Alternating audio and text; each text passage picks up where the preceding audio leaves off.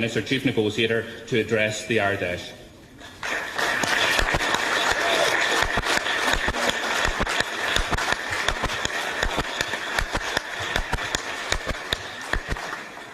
Well, G. Galer to Falcherove. Great to see all of you back here so soon. After what was an undoubtedly historic event in these buildings just a few short weeks ago. It really is great to see you all, and I hope that we all have yet another very successful, important Ard Fheis. Coming here today, as well as being delighted to see all of you, my heart leapt when I saw Ronnie Casseroles, the Minister for Intelligence from South Africa, and his lovely wife Eleanor with us.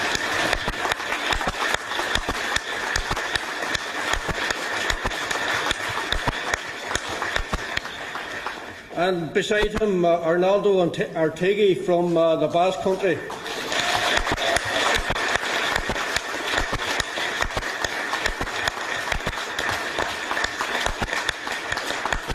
And of course, we welcome all of the diplomats who are with us this evening, and I hope that they all find the Ard Fheis interesting.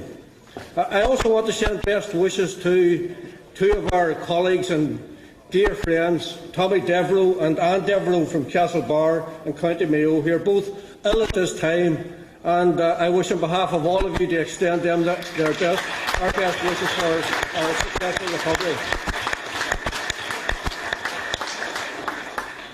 This is the 10th anniversary of the first time I visited South Africa, and the thought actually occurred to me when I saw Ronnie on the way in. I was very proud and privileged to lead a Sinn Féin delegation made up of Rita O'Hare, Jerry Kelly, and of course our much loved departed Siobhan O'Hanlon. And when I think of where we are now, where I think of where unionism is now, and I think of that trip, and the fact that it happened, yes, in the course of a nation's history 10 short years ago, I'm reminded that whenever we set out on the journey, we were told that the Unionists had decided that they wouldn't travel in the same aeroplane as the Sinn Féin delegation. So I think we flew from Paris to Johannesburg. We arrived at Johannesburg airport and were met by officials from the South African government who told us that the Unionists didn't want to sit in the same room as us at the reception area at Johannesburg Airport. We were then told that the delegations from the Alliance Party, the Women's Coalition, the PEP, the SDLP, the Ulster Unionists, and the Democratic Unionist Party were all being flown together on a large military aircraft to Arniston in the Western Cape, and that we wouldn't be on the plane because the Unionists wouldn't get on the same plane as us from Johannesburg to Arniston. So we were flown in a twin-engine Cessna in the company of Rolf Meyer, one of the Klerk key negotiators during the negotiations which led to freedom for South Africa. And we were told by Rolf on the way down that the Unionists had stipulated that they wouldn't eat in the same restaurant as Sinn Féin, that they wouldn't sleep in the same sleeping quarters as Sinn Féin, and they had actually also opened a pub, but they wouldn't drink in the same pub as Sinn Féin during the 3 or 4 days that we were to be in Arniston. They also said that when Nelson Mandela came to see us and to address us, that they wouldn't sit in the same room as the Sinn Féin delegation to enable Nelson Mandela to do that. And of course the word crept out to the South African press, who then began accusing the Unionists of attempting to oppose apartheid on the Sinn Féin delegation. It all came to a crunch. 2 days into the trip, they decided we would get a break from the discussions and the deliberations, and that they would bring us to the southernmost tip of Africa. And lo and behold, they brought a huge bus to bring the delegations to the southernmost tip of Africa. And of course, true to form, the Unionists said they wouldn't get on the same bus as Sinn Féin. So Vali Musa, the Minister for Local Government, was looking after the Sinn Féin delegation, and he decided that he would bring a minibus. But we got one up on him because he brought a hamper with him of all sorts of goodies and all sorts of alcohol, none of which I touched, of course. But we arrived down in the minibus at the southernmost tip of Africa, and there's only one route out there. It's where the Indian Ocean meets the Atlantic.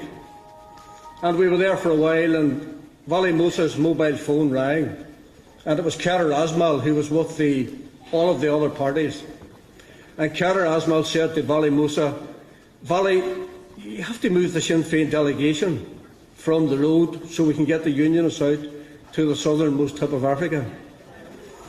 And Vali Musa said to Kader Asmal, "Kader, would you tell the Unionists to go to hell?"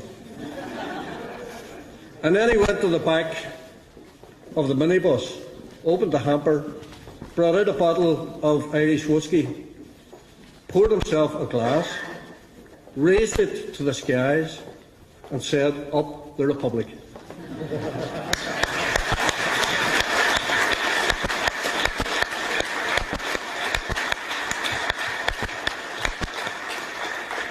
I have spoken many Ard Fheis during my years within the leadership of this party, and many of those speeches were made during the most difficult times for this party and for our community, during the years of collusion, or shoot to kill, or censorship.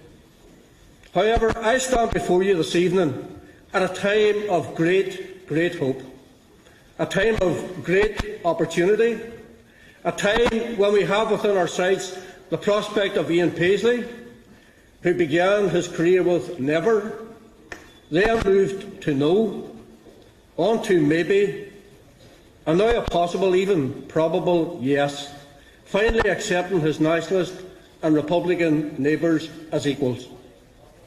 The recent democratic decision taken by the extraordinary Ard Fheis on policing here a few short weeks ago, in addition to creating momentum to deliver a new beginning to policing, has liberated the political process. It has allowed Republicans to once again seize a political initiative and place enormous pressure onto the rejectionists and the naysayers to do the business.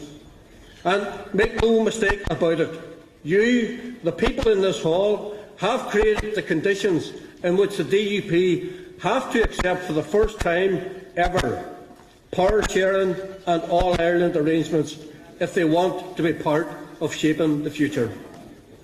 If that happens, it will be truly historic, an acceptance by the undisputed leaders of unionism that the days of unionist domination are over, and potentially the beginning of a process of national reconciliation.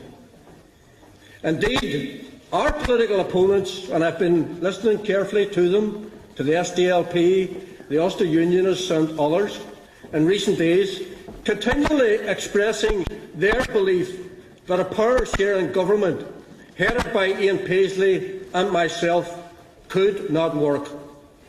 I believe that their real fear is that such an arrangement just might work.